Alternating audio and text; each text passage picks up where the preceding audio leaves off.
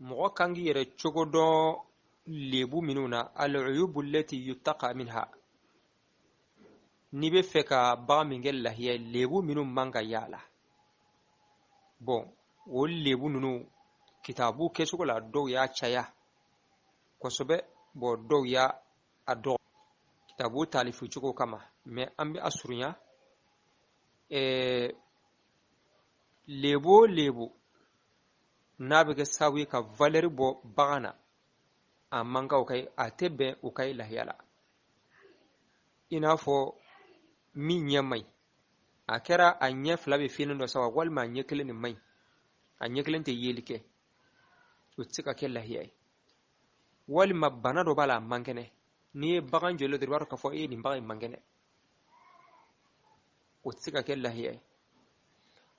Min bɛ cu a sen kan, awa a bɛ cu a sen kan, a kan cu ni bangelen don, a bɛ kɛnɛ kan, o tɛ se ka kɛ lahiya ye. Min pasalen don, n'i y'a jɔlen i b'a fɔ ye nin bagan in pasalen don dɛ, o tɛ se ka kɛ lahiya ye. Min tulo faralen don, n'i y'a tulo lajɛ min faralen don a bɛ kilancɛ sabanan bɔ, a bɛ kilancɛ sabanan bɔ, o tɛ se ka kɛ lahiya ye. I y'a faamu? N'a ka ca ka tɛmɛ kilancɛ sabanan kan, a tulo faralen don, min faralen don a la a ka ca ka tɛmɛ, n'i ye tulo tila saba ye a farali bɛ jigin hakɛ min na a ka ca kilancɛ sabanan ye, o tɛ se ka kɛ lahiya ye. O cogo kelen n'a sɔrɔ a tigɛlen fana don, n'a sɔrɔ a tulo fana tigɛlen don, min tigɛlen don a ka ca ka tɛmɛ kilancɛ sabanan kan, o tɛ se ka kɛ lahiya ye. Y'a fɔ donc farali bɛ yen ani tigɛli fana bɛ yen, o tɛ kelen ye. Nin kelenna bɛɛ lajɛlen n'a y'a sɔrɔ a bɛ bagan na a ka ca ka tɛmɛ kilancɛ sabanan kan, o tɛ se ka kɛ lahiya ye. N'a y'a sɔrɔ min fana ku tigɛlen don, ayiwa n'i ye ku tila min tigɛlen don ka bɔ a la a ka ca ka tɛmɛ kilancɛ kan, o tɛ se ka kɛ lahiya ye.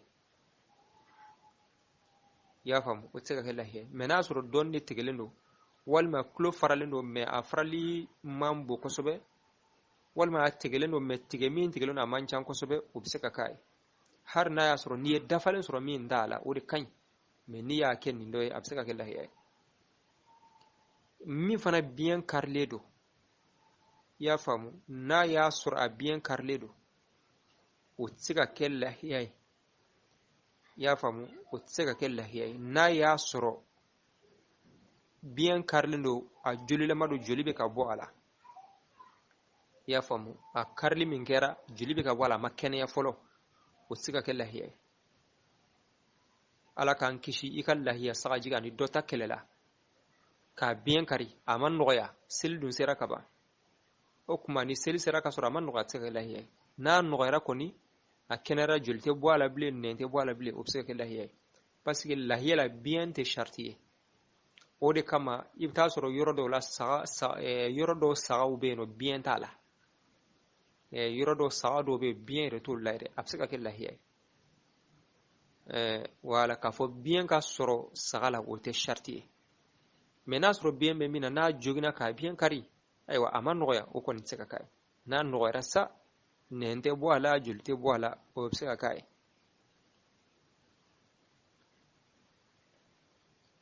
Bon nin de ye lebu la kumaba ye, ayiwa minnu tɛ wasa awa lahiya la.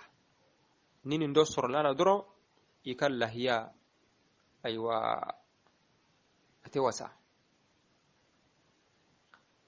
O kuma lahiya kan ka kantigɛ waati jumɛn? Lahiya kantigɛ don ye tile 3 ye.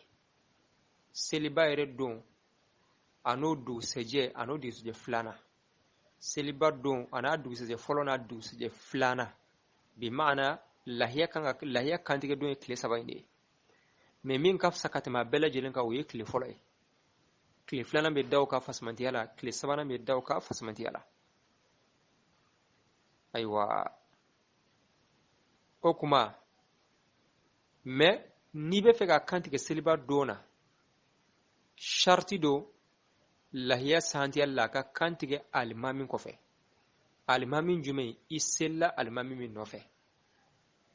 ya faamu i sella alimami min nɔfɛ i k'i ka lahiya kantigɛ o ka kantigɛli kɔfɛ o ye sharti ye n'i y'i ka lahiya kantigɛ k'a sɔrɔ i ka alimami ma a ta kantigɛ sogo de b'i bolo lahiya tɛ i y'a faamu o kuma o ye sharti ye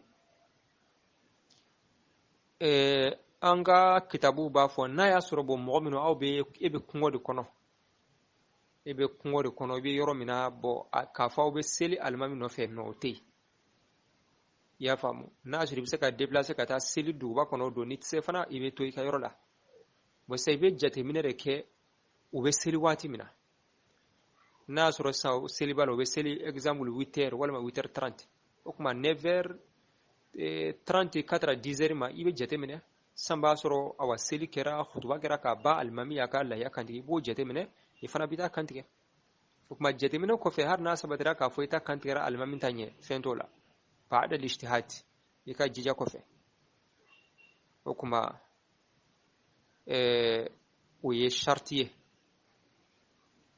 f'a ka kantigɛ alimami ka kantigɛli kɔfɛ i sela alimami nɔfɛ i sela alimami min nɔfɛ o de ko don